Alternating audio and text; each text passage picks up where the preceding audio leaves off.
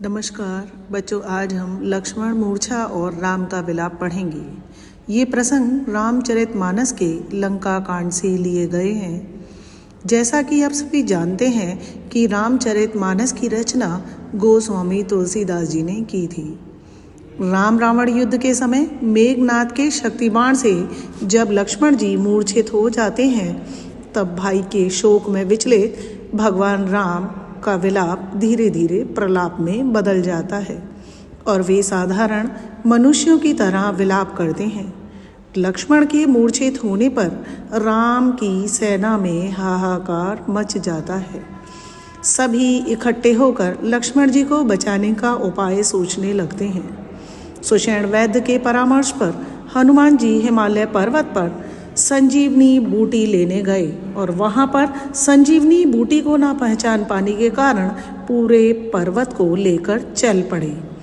भरत जी अयोध्या में थे और जब हनुमान जी आकाश मार्ग से पर्वत लेकर जा रहे थे, तब किसी अनर्थ की आशंका से भरत जी ने हनुमान जी को नीचे उतार लिया, किंतु वास्तविकता सुनकर शीघ्र लंका भेजने के उद्देश्य से उन्हें बाण पर बैठाकर भेजने के लिए कहा। प्रताप उर राखी प्रभु जह ऊ नाथ तुरंत, अस कही आयसु पाई पद बंदी चले हनुमंत। हनुमान जी भरत जी से बोले, हे नाथ, हे स्वामी, मैं आपका प्रताप हृदय में रखकर तुरंत यानी कि समय से ही वहां पहुंच जाऊंगा। ऐसा कहकर और भरत जी से आज्ञा लेकर एवं उनके चरणों की वंदना करके हनुमान जी चल दिए। भरत बाहुबल शील गुण प्रभु पद प्रीति अपार, मनमु जात सराहत पुनि पुनि पवन कुमार। भरत जी के बाहुबल, उनके शील स्वभाव एवं प्रभु राम के चरणों में उनकी अपार भक्ति की मन में बार बार सराहना करते हुए हनुमान जी संजीवनी बूटी लेकर लंका की तरफ जा रहे थे।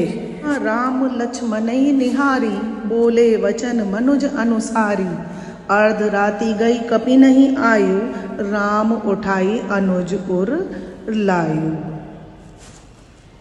यहाँ इस प्रसंग में लक्ष्मण मूर्छा पर राम के करुण विलाप का वर्णन किया गया है और वहां पर लंका में लक्ष्मण जी को निहारते हुए श्री राम साधारण मनुष्य के समान विलाप करते हुए कहने लगे कि आधी रात व्यतीत हो गई, अभी तक हनुमान जी नहीं आए।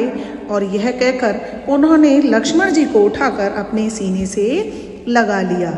सकौ न दुखित देखी मोहि काऊ, बंधु सदा तव मृदुल सुभाऊ, ममहित लागी तजु पितु माता, सहु विपिन हिम आतप बाता। और राम कहने लगे, हे भाई, तुम मुझे कभी भी दुखी नहीं देख पाते थे। तुम्हारा स्वभाव सदैव कोमल और विनम्र रहा है। मेरे लिए तुमने माता पिता का त्याग कर दिया और जंगल में ठंड, धूप, आंधी, तूफान आदि को सहन किया। सो अनुराग कहाँ अब भाई, उठऊ न सुनी मम बच बिकलाई, जो जनते हु बन बंधु बिचोहु, पितु बचन मनते हु नहीं ओहु। हे भाई, अब वह प्रेम कहाँ है? तुम मेरी व्याकुलता पूर्ण बातों को सुनकर उठते क्यों नहीं? यदि मैं ये जानता होता कि वन में मुझे तुम्हारा वियोग सहना पड़ेगा, तो मैं पिता के वचनों को भी नहीं मानता और वन में नहीं आता। सुत बित नारी भवन परिवारा, हो ही जाहि जग बारहि बारा, अस बिचारी जिय जागहु ताता, मिलई न जगत सहोदर भ्राता। श्री राम व्याकुल होकर कहते हैं कि संसार में पुत्र, धन, स्त्री, भवन और परिवार बार बार मिल जाते हैं और नष्ट हो जाते हैं, किंतु संसार में सगा भाई दोबारा कभी नहीं मिलता। ऐसा विचार करके हे भाई, हे तात, तुम जाग जाओ। जथा पंख बिनु खग अति दीना, मनि बिनु फनी करी बर करहीना, असमन जीवन बंधु बिनु तोही, जो जड़ देव जियावे मोही। हे लक्ष्मण, जिस प्रकार पंख के बिना पक्षी मणि के बिना सांप और सूंड के बिना हाथी अत्यंत दीनहीन हो जाते हैं, उसी प्रकार तुम्हारे बिना मेरा जीवन व्यर्थ है। हे भाई, तुम्हारे बिना यदि भाग्य मुझे जीवित रखेगा तो मेरा जीवन भी पंख विहीन पक्षी, मणि विहीन सांप और सूंड विहीन हाथी के समान हो जाएगा। जहूँ अवध कवन मुँह लाई, नारी हेतु प्रिय भाई गंवाई। बरु अप जस सहतेहूँ जग माही, नारी हानि विशेष क्षति नाही। राम व्याकुल हैं और वे कहते हैं कि वे कौन सा मुख लेकर अयोध्या जाएंगे। लोग कहेंगे कि पत्नी के लिए प्रिय भाई को खो दिया। मैं पत्नी के खोने का अपयश सहन कर लेता, क्योंकि नारी की हानि विशेष नहीं होती। अब अपलोकु सोकु सुत तोरा, सहही निठुर कठोर उर मोरा। निज जन नीके एक कुमारा, तात तासु तुम्हें प्राण आधारा। लक्ष्मण जी के होश में न आने पर श्री राम विलाप करते हुए कहते हैं कि मेरा निष्ठुर व कठोर हृदय अपयश और तुम्हारा शोक दोनों को सहन करेगा। हे तात, तुम अपनी माता के एक ही पुत्र हो तथा उनके प्राणों के आधार हो। सौंपे सी मोहि तुम्हें गही पानी, सब विधि सुखद परम हित जानी।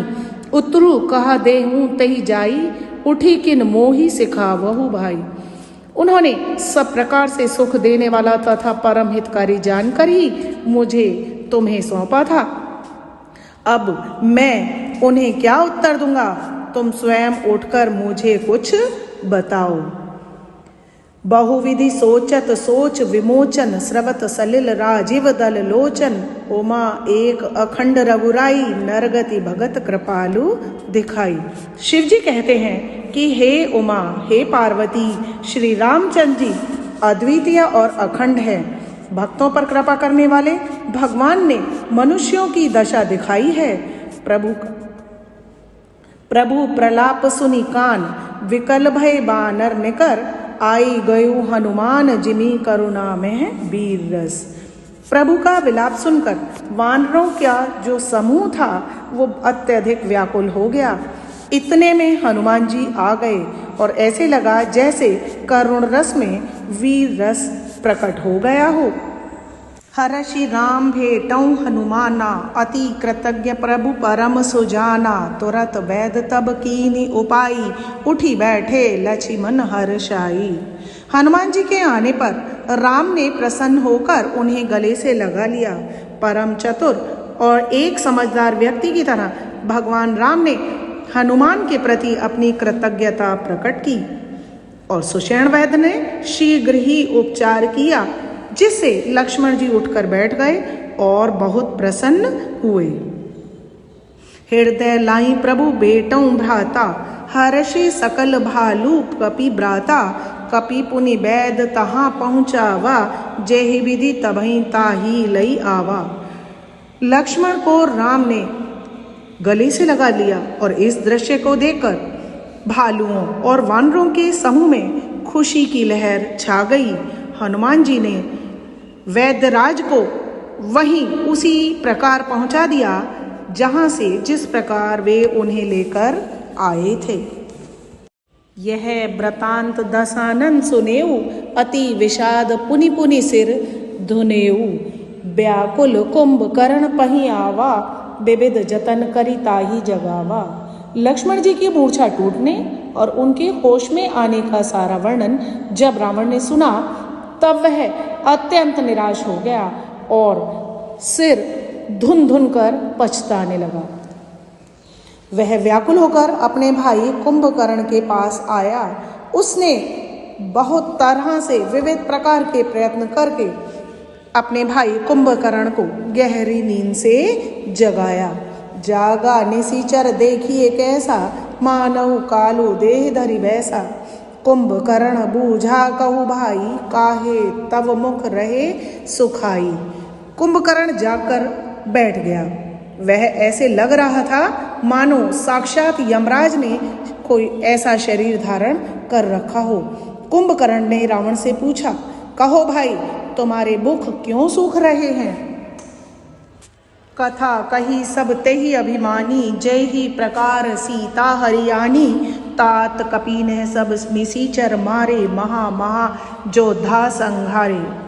अभिमानी रावण ने जिस प्रकार सीता जी का हरण किया था उसकी और उसके बाद की सारी कथा उसने कुंभकर्ण को सुनाई।